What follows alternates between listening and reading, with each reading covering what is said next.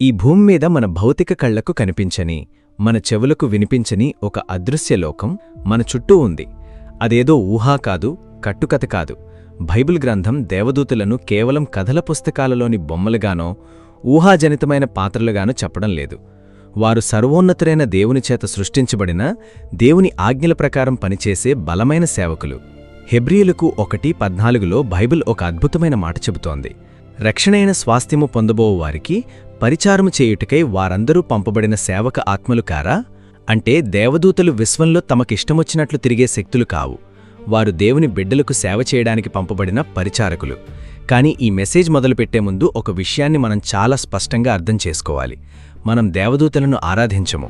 మనం దేవదూతలకు ప్రార్థన చెయ్యము. మన విశ్వాసానికి కేంద్రం దేవదూతలు కాదు. మన విశ్వాసానికి కేంద్రం కేవలం యేసుక్రీస్తు మాత్రమే. దేవదూతలు సేవకులు మాత్రమే, కాని యేసయ్య మన ప్రభువు. దేవదూతలు రక్షించవచ్చు, కాని యేసయ్య మాత్రమే మన పాపాలను క్షమించగలడు. శిలువపై రక్తం చిందించి మరణాన్ని జయించి ఆ సింహాసనం మీద కూర్చున్నది యేసయ్యే. ఈ వీడియో దేవదూతల వెంట పరిగెట్టడం గురించి కాదు. మన ఇల్లు దేవునికి భయపడే ఇల్లుగా మారినప్పుడు పరలోకం మన ఇంట్లో ఎలా పనిచేస్తుందో గుర్తించడం గురించి. ఒకవేళ దేవుని దూతలు మీ ఇంట్లో ఉంటే, దేవుని రక్షణ మీ కుటుంబం చుట్టూ ఉంటే మీకెలా తెలుస్తుంది? మీరు ఈ 3 సంకేతాలు ఖచ్చితంగా గమనిస్తారు. మొదటి సంకేతం, మీ ఇంట్లో సమాధానం, పీస్ ఉంటుంది.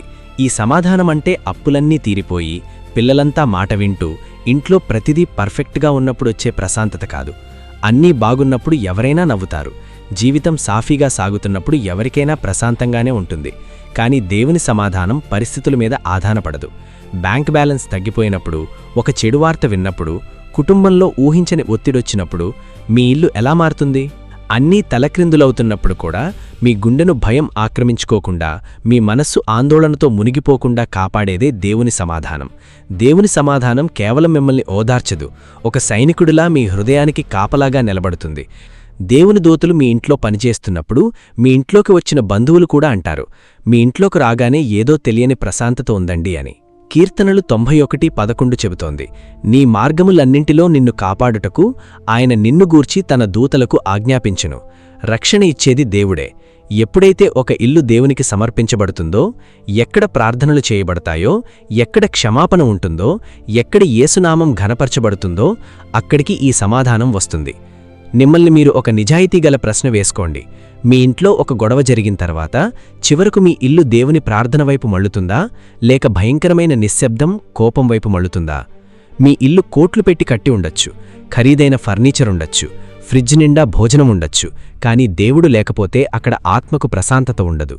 దేవదూతలు మీ ఇంట్లో ఉంటే మీ ఇల్లు పర్ఫెక్ట్గా ఉండకపోవచ్చు, మీరు కన్నీళ్లు ఏడవచ్చు, కాని చివరకు ఆ దేవుని సమాధానం తిరిగి మీ ఇంటిని ఆవరించేస్తుంది.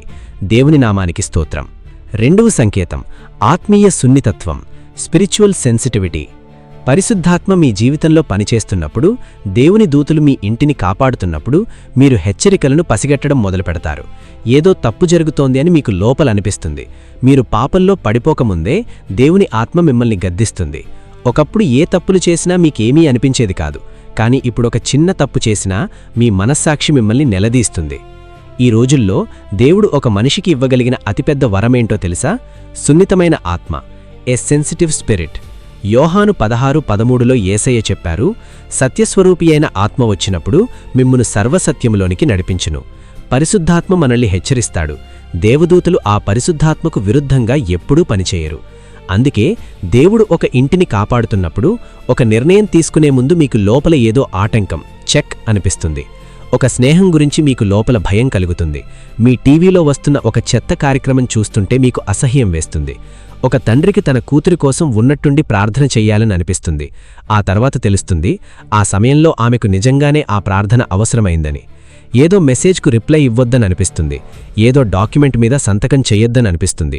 చాలామంది వీటిని కేవలం ఒక ఫీలింగ్ అనుకుంటారు, కానీ ఆ ఫీలింగ్ అనేది కొన్నిసార్లు దేవుని హెచ్చరిక, దేవుని కనికరం. It is mercy. సాతాను బయట నీకోసం వలపన్నుతుంటే దేవుడు లోపల నీ హృదయంలో నిన్ను ఆపుతున్నాడన్నమాట. కానీ నేటి తరం చేస్తున్న అతిపెద్ద పొరపాటేంటో తెలుసా? వాళ్లకి దేవుని హెచ్చరిక వినిపిస్తుంది, కానీ దాన్ని పట్టించుకోరు. పాపం చేస్తారు. అలా దేవుని గద్దింపును పక్కన పెట్ట చివరకు వాళ్ల మనస్సాక్షి మొద్దుబారిపోతుంది. ఈ రోజుల్లో పాపమనేది ఎక్కడో లేదు, మన జేబులోనే ఉంది, మన ఫోన్ స్క్రీన్ మీద ఉంది, మన ఇళ్లల్లోకొచ్చేసింది. మీ పిల్లలను మీరు ప్రతిక్షణం గమనించలేరు, కాని దేవుడు కాపాడగలడు. 2వ రాజులు 6:7-17లో ఎలీషా ప్రార్థన చేయగానే ఆ యవ్వనుని కళ్ళు తెరవబడ్డాయి. అప్పుడా కొండ దేవుని అగ్నిరథాలతో గుర్రాలతో నిండి ఉండటం వాడు చూశాడు. వాడు చూడకముందే ఆ రక్షణ అక్కడ ఉంది కదా. దేవుని ఆత్మ మిమ్మల్ని గద్దించినప్పుడు దయచేసి ఆగిపోండి, దేవునికి విధేయత చూపించండి. పాపాన్ని సహించడం ఇక మీ వల్ల కాదు, ఎందుకంటే మీ ఆత్మ మేల్కొంది. 3వ సంకేతం, కాపాడబడుతున్న ఒక పరంపర, ఏ ప్యాటర్న్ ఆఫ్ ప్రొటెక్షన్. ఇది చాలా బలమైన సంకేతం, కాని మనుషులు చాలా సులభంగా మర్చిపోయేది కూడా ఇదే. దేవదూతలు ఎప్పుడూ తెల్లటి బట్టలు వేసుకుని మెరుస్తున్న వెలుగుతో మన కళ్ల ముందు రారు. చాలాసార్లు దేవుని రక్షణ చాలా నిశ్శబ్దంగా జరుగుతుంది. ఆ సంఘటన జరిగిపోయిన తర్వాత వెనక్కి తిరిగి చూసుకున్నప్పుడు మాత్రమే మనకర్థమవుతుంది, అరే, ఆ రోజు దేవుడు నన్ను ఎంత గొప్పగా కాపాడాడు, ఆ రోజు ఆ తలుపు ఎందుకు మూసుకుపోయిందో ఇప్పుడు అర్థమైంది, ఆ ప్రమాదం నుండి దేవుడు నన్ను ఎలా తప్పించాడో కదా అని మనకు తర్వాతే తెలుస్తుంది.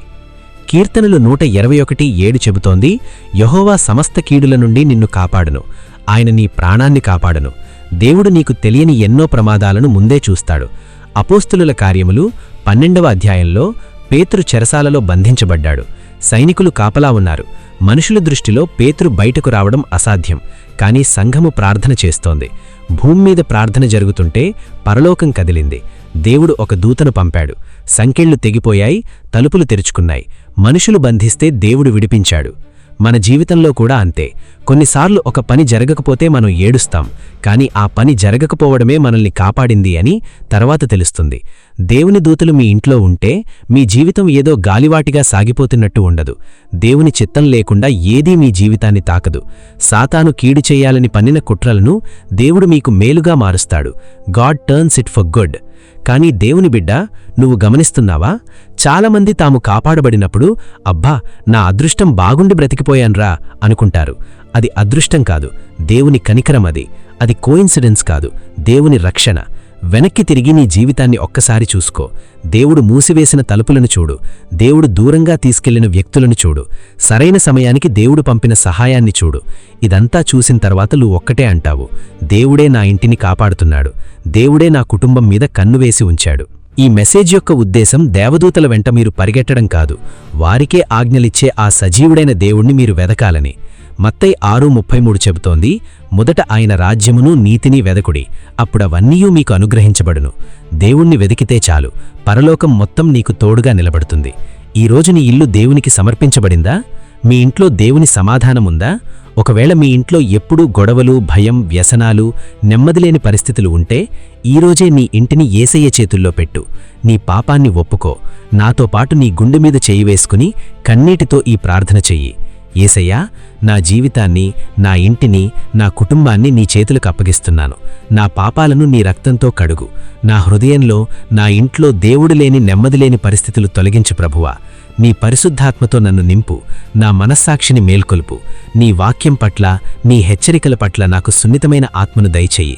నీ దూతలను నా ఇంటి చుట్టూ కావలి ఉంచు. చీకటి శక్తులు మా మీద అధికారం చేయకుండా నీ సమాధానంతో మా ఇంటిని నింపు.